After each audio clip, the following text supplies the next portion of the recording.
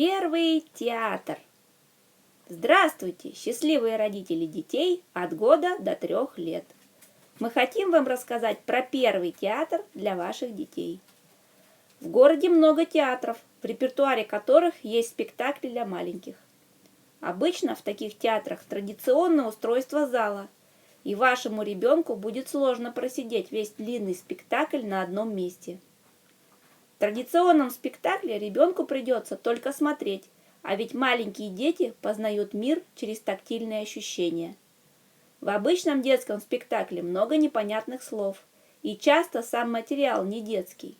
К тому же выключают свет в зале. Создатели первого театра постарались продумать все, начиная со зрительного зала и сцены, поэтому их у нас нет. Вы со своими детьми попадаете в специально продуманное, уютное пространство, по которому можно свободно перемещаться. Пол застелен мягким покрытием, и можно сидеть, ползать или лежать.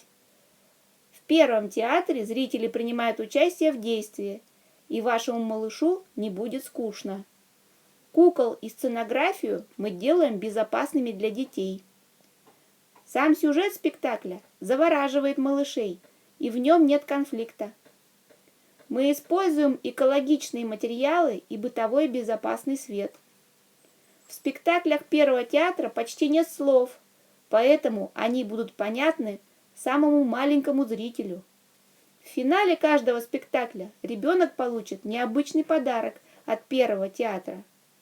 Приходите в ваш первый театр.